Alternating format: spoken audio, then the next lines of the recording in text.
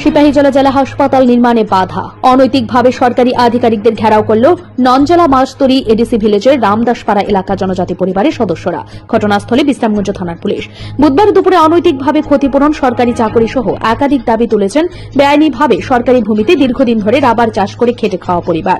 জানা যায়, ইতিমধ্যে রাজ্য স্বাস্থ্য দপ্তর থেকে সিপাহীজলা জেলায় কয়েক কোটি টাকা ব্যয়ে নির্মাণ করা হবে জেলা হাসপাতাল। বুধবার সিপাহীজলা জেলা শাসকের নির্দেশে নলজলা বাঁশতলী এডিসি ভিলেজের রামদাসপাড়ায় বিশ্রামগঞ্জ রেভিনিউ সার্কেলের ডিসিএম সৌরদীপ দেবনাথ সহ আধিকারিকরা সেই সরকারি জায়গাটি হাসপাতাল তৈরি করতে জায়গাটি নির্ধারণ করতে যায়।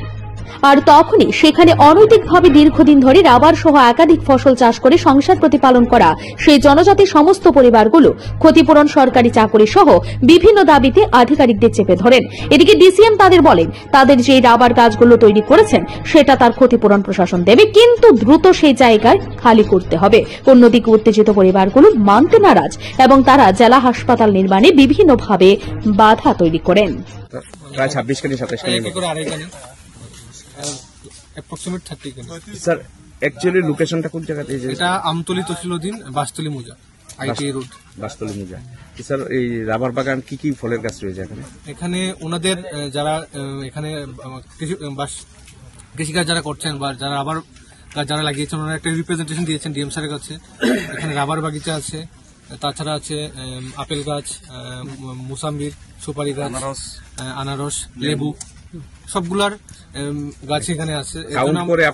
আমরা কাউন্ট করি। আমরা এর জন্য একটা যৌথ টিম নিয়ে এসেছি, যেখানে এগ্রিকালচার, হর্টিকালচারের প্রতিনিধি রয়েছে, রাবার বোর্ডের প্রতিনিধি রয়েছে। এটা ডিএম স্যারের নির্দেশে আমরা আজকে এখানে এসেছি অ্যাসেসমেন্টটা করার জন্য, কাকে কি কম্পেনসেশন দেওয়া যায় সেটা আমরা কাউন্ট করছি। আর স্যার, এখানে কি জুট প্লেন না খাসলেন? না, খাসলেন, পুরোটাই খাসলেন, সরকারের অধীনে, government property. Government property. Sir, আপনার নামটা? স্যার, আমার নাম Sourodip Debnath, DCM Bishramganj. Thank you sir. কি হচ্ছে মানে কি এইখানে আমি শুনলাম যে যিনি আধিকারিক স্যার উনিও বললেন যে এইখানে নাকি হসপিটাল হবে, ডিস্ট্রিক্ট হসপিটাল বা একটা হসপিটাল হবে বড় ধরনের, কিন্তু এখানে পুরো গ্রাম ছাড়া হবে। এই মানুষগুলি কোথায় যাবে এখন? আমার বক্তব্য হচ্ছে এই লোকেশনটা কোন ডিসি অধীন?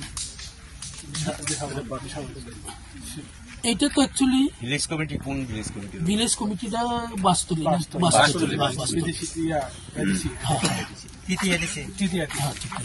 কিন্তু এখানে আমরা জানি, বিশেষ করে আমরা ট্রাইবেল, আমরা কিন্তু এখানে ভূমিপুত্র, আপনারা জানেন, কিন্তু আমাদের হয়তো বা আমরা নলেজ নাই বা এখানে কোনো জ্ঞান নাই, তার জন্য কিন্তু আমরা এতদিন থাকার পরে আমাদের ভূমিহীন।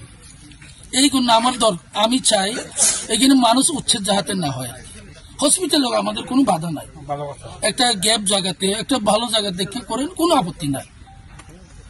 আপনি আমার পাবলিককে উচ্ছেদ করে তারপরে এখানে আপনার হসপিটাল করবেন, সিটি করবেন, সবকিছু করেন, মানুষহীন এই হসপিটাল কোনো ভ্যালু নাই। আমি চাই ব্যবস্থা করব। আর যেই জায়গাগুলি নেওয়া হইতেছে ওইখানে যদি পাবলিক মানে জায়গা যদি মানে হাতের থেকে ছুটে যায়, তারা এখানে থাকার কোনো জায়গায় নাই। উনি স্যার বলছেন যে এখানে ঘরে একটা ঘর আছে। আমি ঘর তো যথেষ্ট না, আমার কিছু করে খাইতে হবে তো না। আমার টাকা নিয়ে, টাকাটা তো একটা ইনভেস্ট করতে হবে, কোথায় করবো? এর জন্য মানে জায়গাটা দেওয়া মুশকিল, আমাদের পক্ষে সম্ভব না। এবং গ্রামবাসী আপনারা জানেন সবাই, এই জায়গা দেওয়া সম্ভব হবে না। আমরা চাই হসপিটাল হোক, অন্য কোথাও হোক, আমাদের সম্পদ আমাদেরকে ভিখারি করে উচ্ছেদ করে হসপিটাল আমরা প্রয়োজন হয় বলে মনে হয় না। কি এইটাই আমাদের দরকার, অবশ্যই দরকার। আমরা চাই যেখানে মানুষের সম্পদ নাই, অনেক জায়গা আছে, ভ্যাকেন্ট জায়গা আছে, আমরাও চাই হসপিটাল হোক, কিন্তু মানুষকে উচ্ছেদ করে যাতে না হয়, এটাই আমাদের চাই আর কি। এই লোকেশনটা তাহলে নামটা ভিলেজ কমিটি, এখানে ভিলেজ কমিটিটা বাসতলী। আপনার নামটা? আমার নাম হরিনাথ দেববর্মা। এখানে অ্যাকচুয়ালি এখানে স্যারেরা বলছেন যে এখানে খাস ল্যান্ড আছে। দেখুন, খাস ল্যান্ড এটা গভর্নমেন্টের অধীনে, আমরাও জানি। সেই খাসটা কখন যুদ্ধ হয়, গভর্নমেন্টের যখন এটাকে অ্যালট দিবে তখনই তো হবে না। কিন্তু আপনারা যদি লক্ষ্যে রাখেন তখন তো হওয়ার সম্ভাবনা নাই। মানুষ চায়, এখানে মানুষ অনেকদিন যাবত আছে, কিন্তু মানুষের অধিকার আছে এখানে পাওয়ার। কিন্তু এখন যদি গভর্নমেন্টকে অ্যাপ্রোচ করার পরে তারা যদি এখানে সম্মতি না হয়, তাহলে তো মানুষকে হয়রানি করার কিছুই না আর কি। আপনি কি খুঁজছেন বিশুদ্ধ পানীয় জল? তাহলে আজই বেছে নিতে হবে অত্যাধুনিক প্রযুক্তি ও পরীক্ষা নিরীক্ষার মাধ্যমে প্রস্তুতকারী পানীয় জল Acme.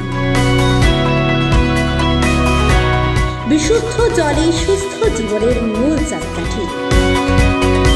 Acme package drinking water. Bureau report, news 24।